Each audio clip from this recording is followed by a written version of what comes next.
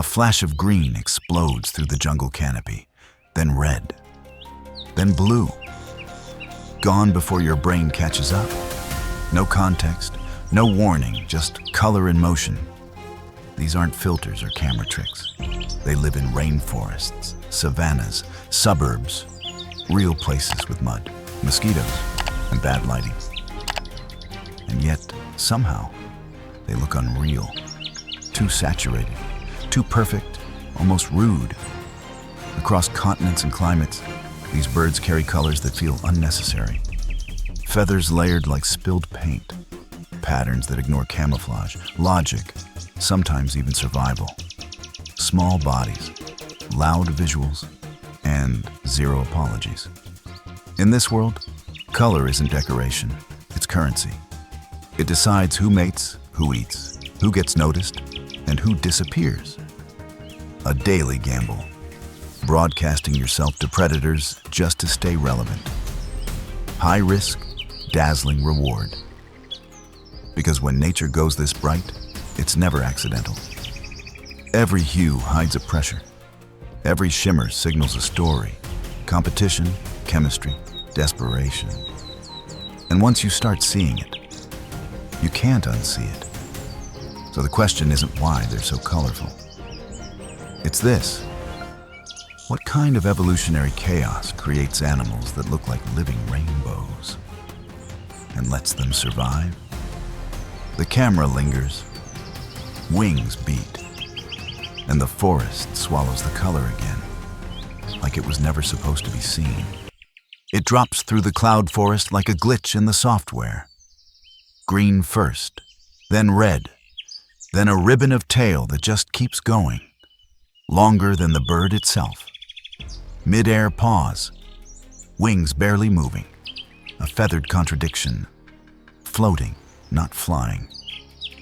Up close, the resplendent quetzal looks like it was designed by someone who hates subtlety. Emerald back, fire engine chest, metallic shine that changes with every breath of light. And those tail feathers, ridiculous. They're not aerodynamic, just dramatic. A formal gown dragged through the jungle. Daily life isn't glamorous, though. This bird spends most of its time waiting, watching, swallowing fruit whole, then sitting very still. No hunting heroics, no flashy dives, just patience and digestion, like a rainforest monk with better wardrobe choices. And when mating season hits, those tails become a liability, snagging branches, announcing location, screaming, "Eat me." But here's the twist. Those absurd feathers aren't for survival, they're for honesty. Only the healthiest males can afford to grow them. Parasites show up immediately. Stress shows fast. It's nature's resume. No edits allowed, no filters. And somehow, it works. Predators see it. Females see it. The quetzal gambles visibility for legacy every single season. A quiet bird, making the loudest visual statement in the forest. And deeper in this world of impossible color, there are birds that don't float. They flaunt. It launches off a branch and immediately chooses chaos.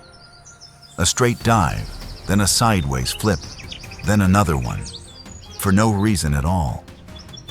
Wings flashing turquoise, violet, electric blue.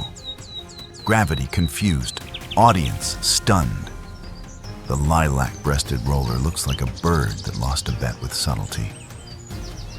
Purple chest, green head, blue wings edged like neon tubing. Every color fighting for attention, none of them winning quietly.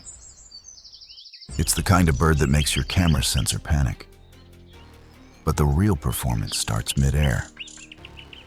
This species doesn't just fly, it tumbles, barrel rolls, half spins, acrobatics that look suspiciously unnecessary.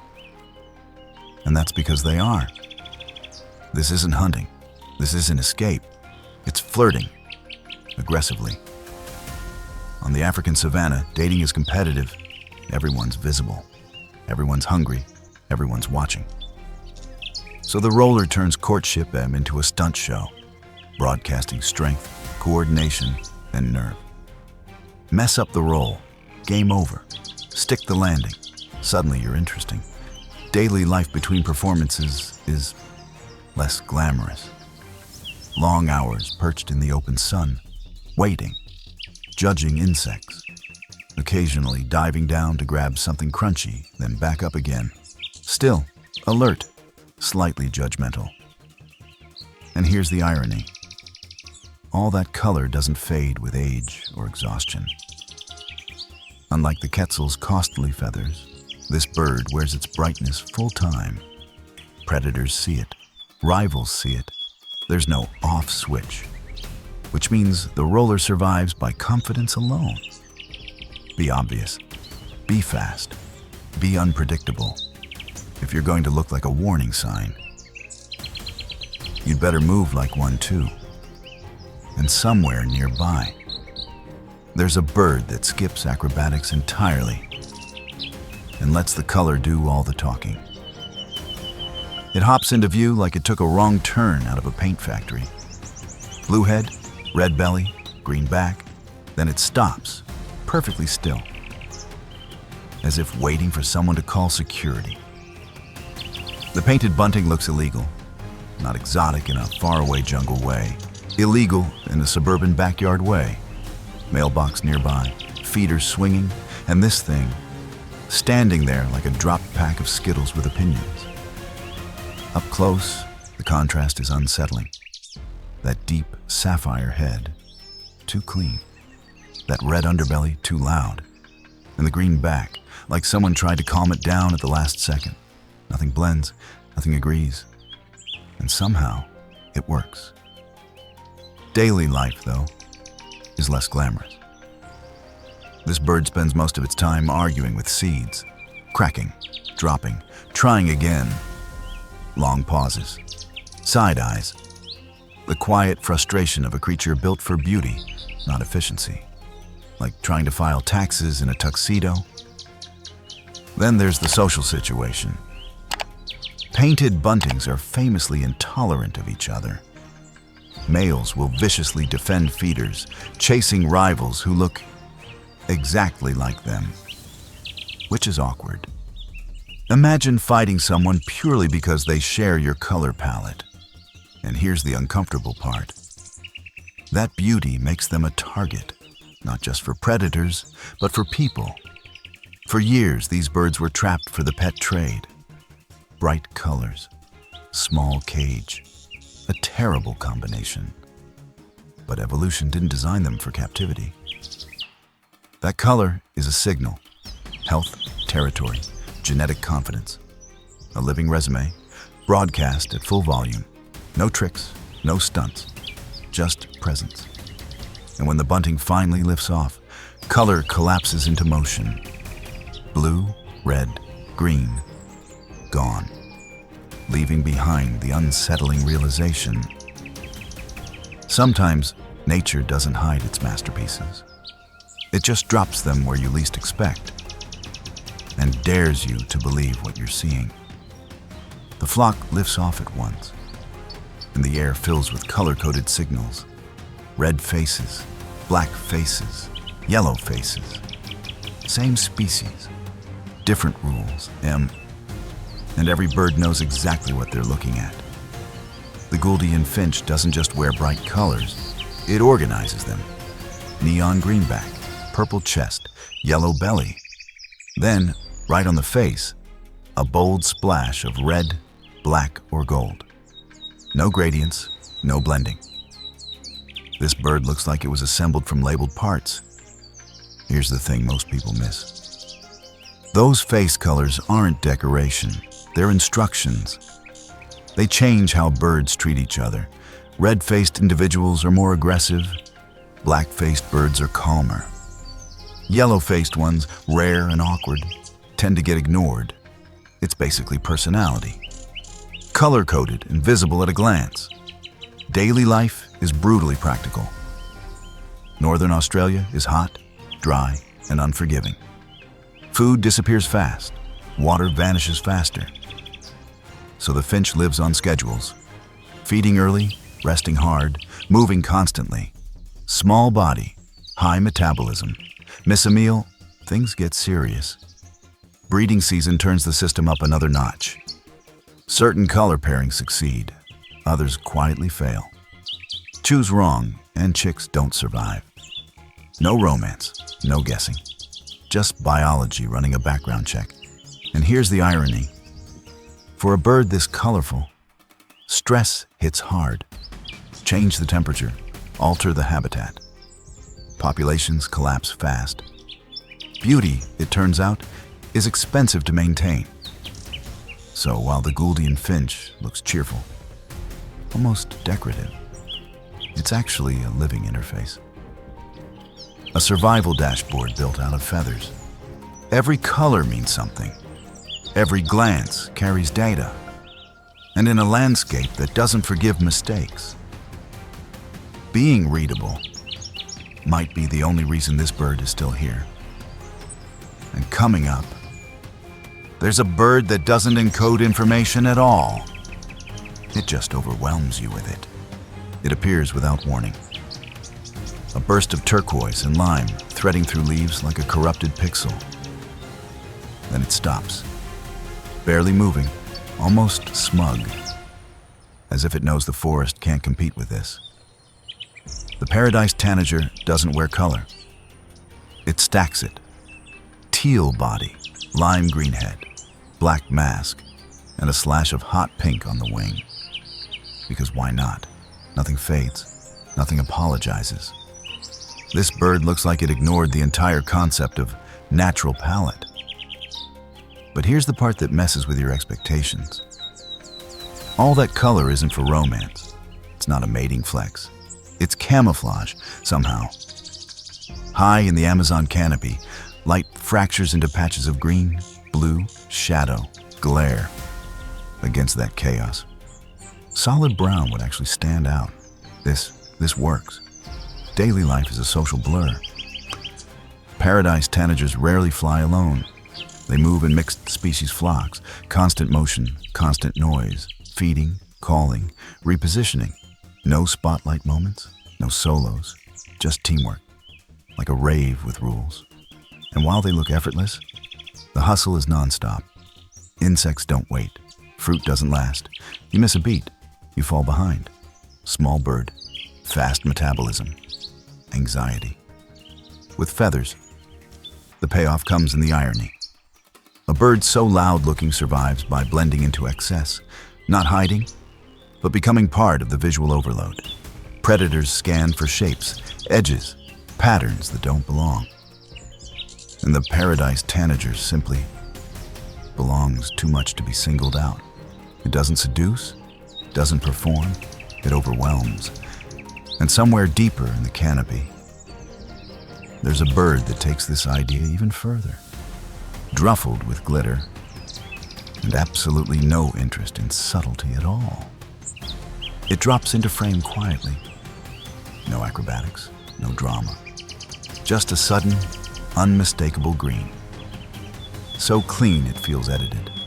The green-headed tanager doesn't scream for attention like its neighbors. It assumes it. A glowing emerald head, turquoise body, black wings drawn in sharp lines, everything precise, balanced, like color with posture. At first glance, it looks calm, respectable even, the kind of bird that would file paperwork correctly. But don't be fooled. This is still a tanager. And tanagers live hard. Daily life is a constant circuit.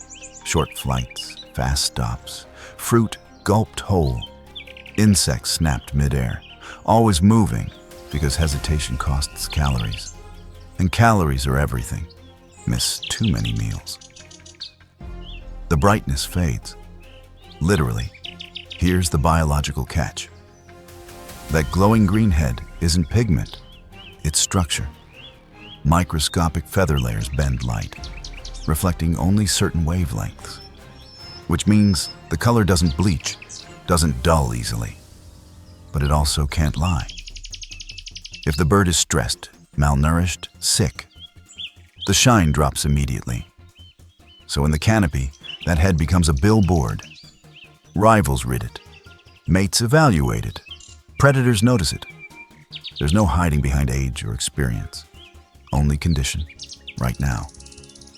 Unlike birds that perform or posture, this one survives by consistency. No wild stunts, no risky displays, just showing up every day. Bright enough, fast enough, healthy enough. And that restraint is the trick. In a forest full of chaos, restraint stands out. A single clean color held steady becomes more memorable than fireworks. The green-headed tanager doesn't overwhelm you. It convinces you, quietly, repeatedly, until your eye starts looking for that green first.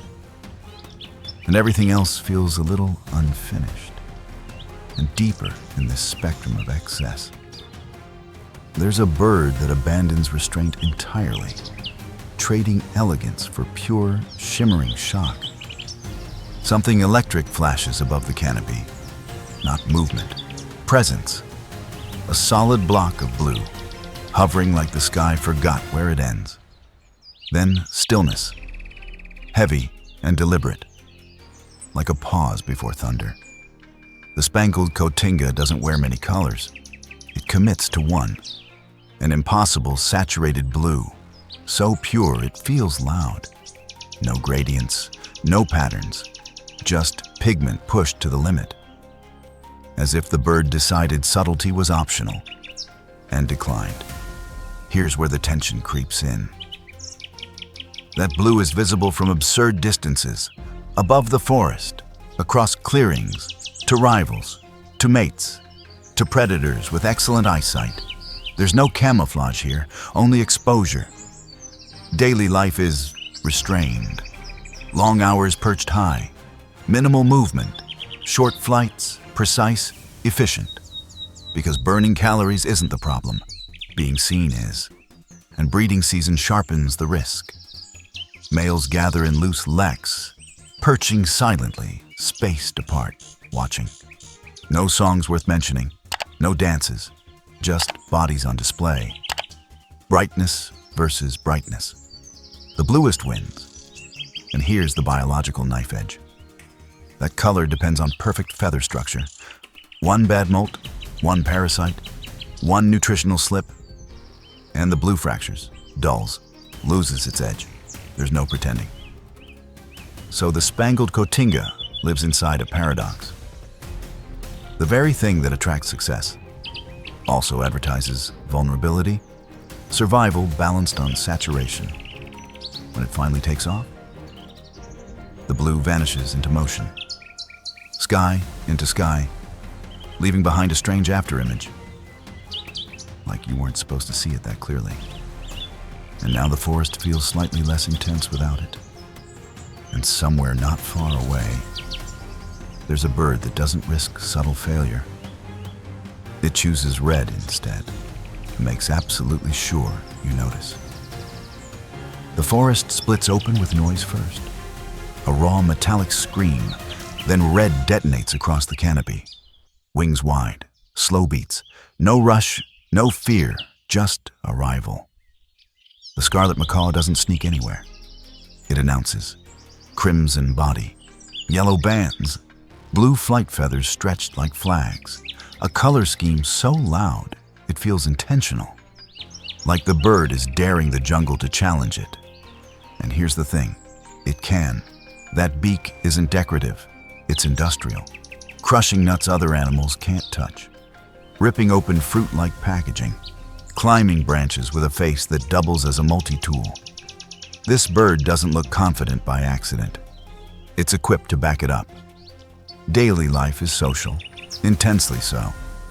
Macaws rarely fly alone. They move in pairs or noisy groups, constant contact calls, constant head tilts, long-term bonds, shared routines, the avian equivalent of a couple that finishes each other's sentences, loudly, in public. Feeding is messy.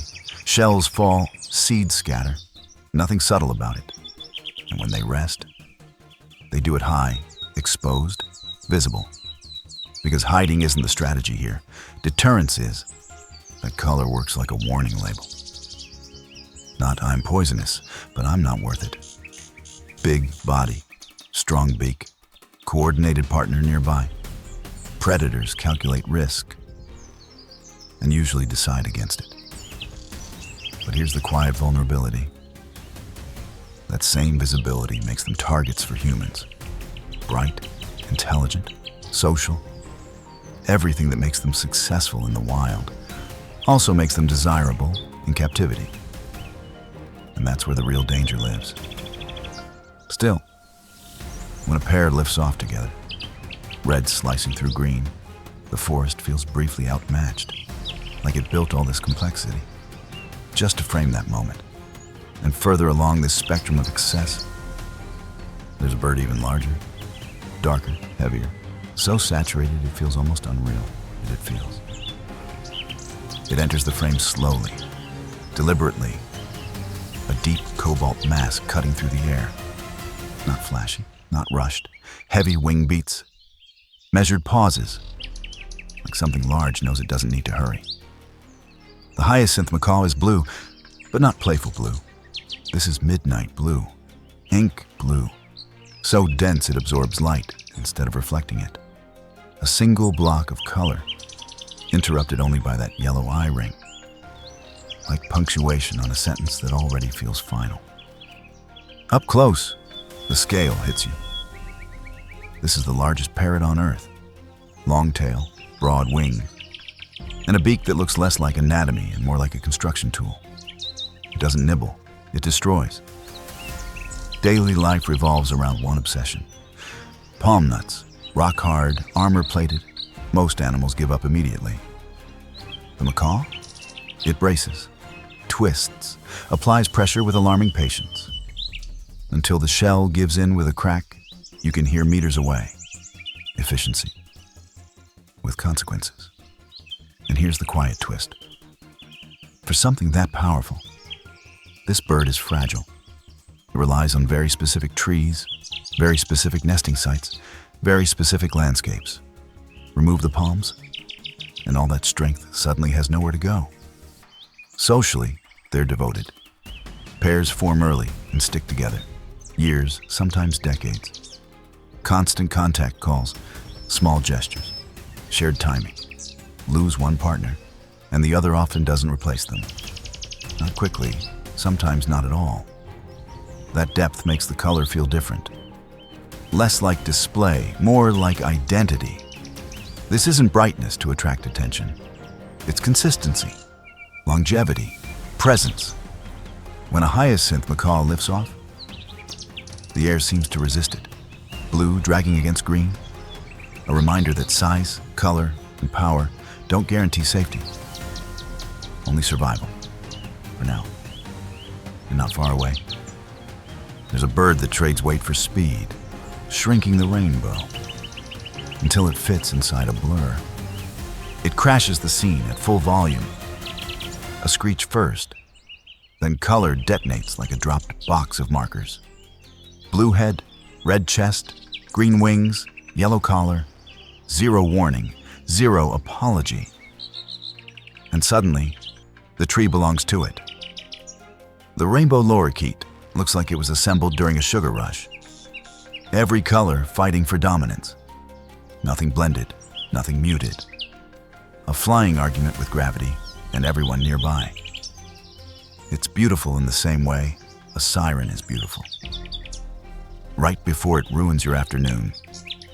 Daily life is powered almost entirely by liquid sugar, nectar, pollen, soft fruit, which means the metabolism runs hot. And the personality follows. Constant movement, constant noise, short tempers, loud opinions. This bird wakes up annoyed and stays that way. That specialized tongue, brush-tipped, sponge-like, is perfect for licking flowers clean, efficient, precise, also useless for chewing anything else. So the lorikeet lives fast. Fuel in, fuel burned, repeat. Miss a feeding window and the energy crash is immediate. Imagine doing your job on espresso, then realizing the cafe closed.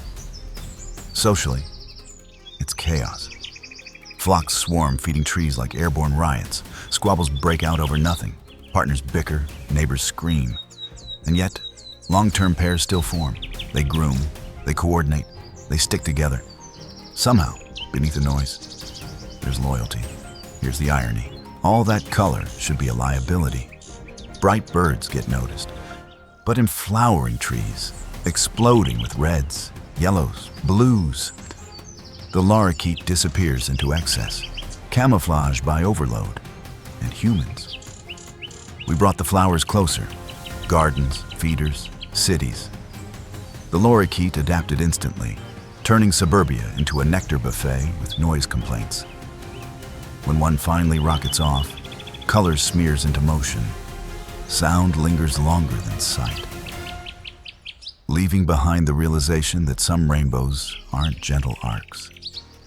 They're chaotic storms, and they arrive screaming. It lands in full sun, the color switches on. Not blue, not purple. Something in between. A slick, oily violet that slides when you blink, then holds, daring the light to keep up. The violet-backed starling doesn't advertise loudly. It shines. A compact body dipped in metallic purple, wings edged in black, clean, minimal, intentional, like someone took one perfect color and trusted it completely. Here's the trick your eyes fall for. That violet isn't pigment, it's physics. Microscopic feather structures bend light, shifting with angle, sun, and movement. Step left, it glows. Step right, it darkens. A living mood ring with wings. Daily life is surprisingly ordinary. Short hops, quick flights, insects snapped midair, fruit swallowed whole. Nothing flashy, no performances, just efficiency. Because this bird lives where competition is constant and meals vanish fast. Small body, tight margins, miss twice, and you feel it. Breeding season sharpens everything. Males become walking mirrors. Perching high, still, letting sunlight do the talking. No songs worth remembering, no dances to memorize. Just posture, angle, timing. If the light hits wrong, you lose. And that's the pressure point. Structural color doesn't lie. Feathers out of alignment, stress, parasites, poor nutrition. The shine fractures immediately, dulls, breaks. What looked royal an hour ago now looks tired. So the violet-backed starling lives on precision. Right place, right time, right light. Too early, no glow. Too late, shadow wins. Everything balanced on seconds. When it finally lifts off, the violet collapses into black. Color gone, identity muted, until the sun finds it again and flips the switch. And next, there's a bird that doesn't wait for perfect light. It wears its brilliance all the time, even when the sky disagrees. It slips into view like a dropped jewel, not announcing itself, not rushing. Just purple, sudden and complete, perched where your eye didn't expect anything to be. The purple honey creeper doesn't look real, and honestly, your brain hesitates. That color is too saturated, too clean, a deep, glossy violet that borders on cartoon, like someone turned saturation up and forgot to dial it back. Small bird, huge visual footprint, which feels irresponsible. Here's the quiet trick, though. That purple only exists if everything is going right. Diet, health, feather condition. Miss one variable and the color fades fast. Female, mostly green. Juveniles, muted. Only prime males get the full effect. And only briefly. Daily life is a constant scramble.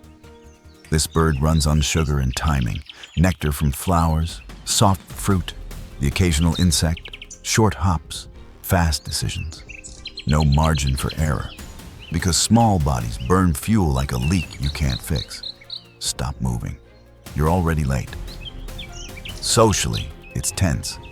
Males chase, posture, flash color like a badge. Females watch quietly, evaluating brightness the way you'd evaluate a resume. No explanations needed.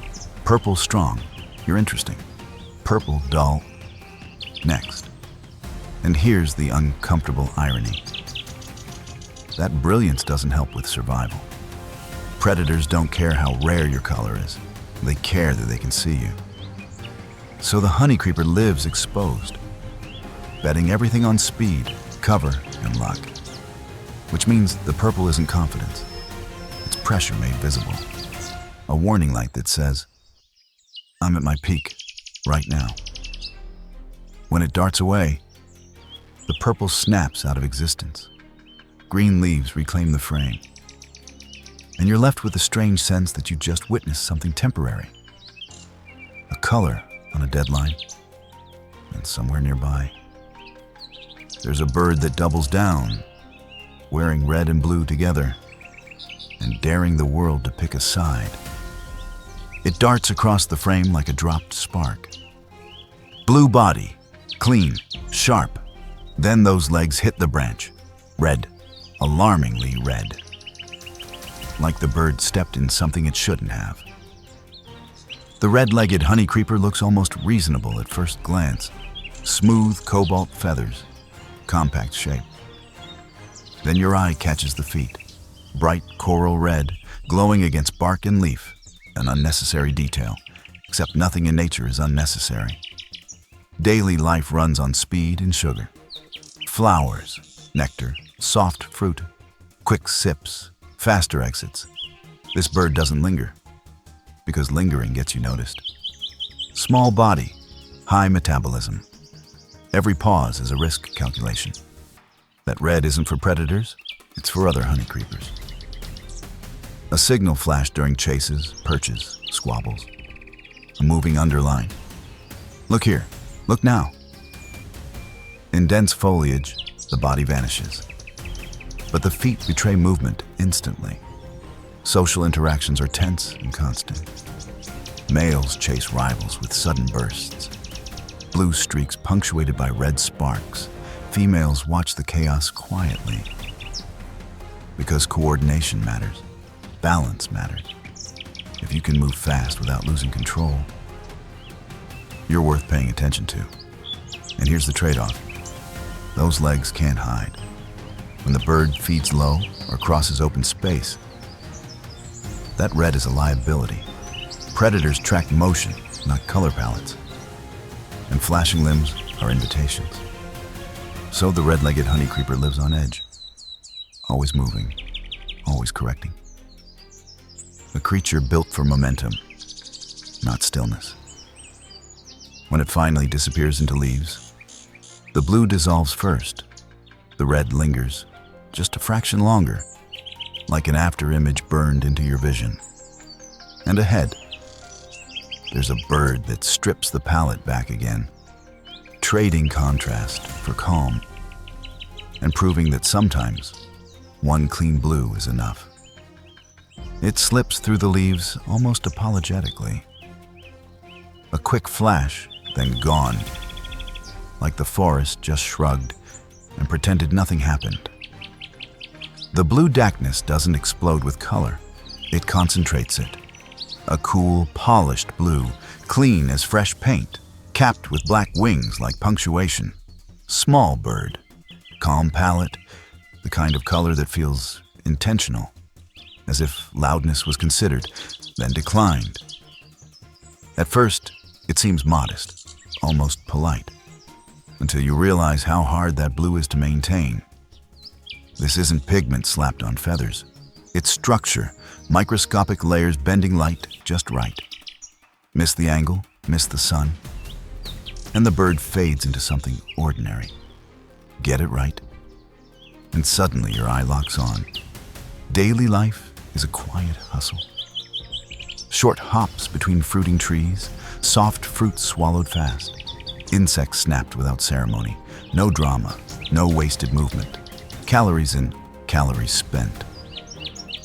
Because small birds don't get savings accounts, they get today. Socially, it's subtle but tense. Males flash that blue in quick passes. A glance, a tilt, a moment in good light. Females notice everything. Brightness steady, feathers aligned, movement smooth. That's the entire interview. And here's the quietly funny part.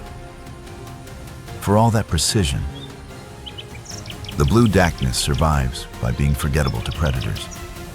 It doesn't challenge, it doesn't linger, it doesn't perform. In mixed flocks, it blends into motion.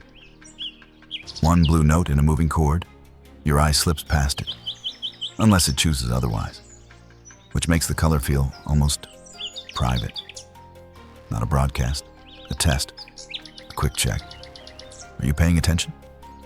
When it finally pauses in full sun, just for a second, the blue sharpens, edges clean up. The bird looks complete, then it hops again, and the color softens, like it never meant to stay. And next, there's a bird that throws subtlety away entirely, trading calm blues for blazing red, and making sure no one forgets it was there. It arrives like a warning flare. Not fast, not loud, just red, sudden and absolute, pinned against a wall of green where it absolutely does not belong. The scarlet tanager isn't colorful by accident. It's confrontational. A body dipped in pure fire engine red, then wings and tail cut to black, hard edges, no compromise. Like someone drew a boundary and dared the forest to cross it. Here's the tension most people miss. This bird should be invisible. It lives high in leafy canopies, where green is survival and contrast gets you killed. And yet, every spring, the male turns himself into a target. Daily life is cautious, almost secretive. Short movements, long pauses, insects plucked quietly, fruit swallowed without ceremony. You don't hear it much. You don't see it often, until suddenly you really do. Because that red isn't permanent. It's seasonal, a timed risk. Outside breeding season, the male fades, greenish, yellowed, forgettable. But for a few crucial weeks, he lights himself up, broadcasting health, hormone levels, genetic confidence, all in one brutal signal. And predators notice. They always do. Hawks read contrast instantly. Snakes track movement, not beauty. So the tanager survives by restraint, moving only when necessary, freezing when watched, letting the leaves do the talking. The payoff comes quietly. Females evaluate from a distance. Brightness steady, edges clean, red deep, not patchy. That means strong mold, strong immune system, no shortcuts. And then, just like that, the season ends. The red drains away. The forest closes ranks again.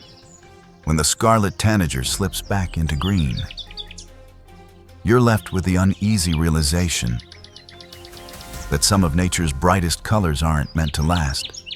They're meant to be survived. And when they vanish, you don't celebrate the color. You respect the risk it took to exist at all. By now, the pattern should feel familiar. Color as confession, brightness as risk. Not decoration, but exposure. Every one of these birds made the same gamble. Be seen or be forgotten. Broadcast health, broadcast confidence, and accept whatever notices you back. Predator, partner, or both. Some faded with the season. Some shimmered only in perfect light. Others burned hot every single day, living loudly in worlds that punish mistakes. And here's the part that lingers. None of this color was made for us. No cameras, no admiration. Just survival, written in wavelengths our eyes are lucky enough to catch. Which raises the quieter question. How many living rainbows never crossed a lens at all? Birds that flashed once, missed the timing, and vanished before anyone noticed. The forest doesn't archive its masterpieces. It replaces them. So the next time color erupts where it shouldn't, mid-canopy, mid-flight, mid-glance. Remember that brilliance isn't nature showing off. It's nature holding its breath, seeing who dares to shine and who survives being seen.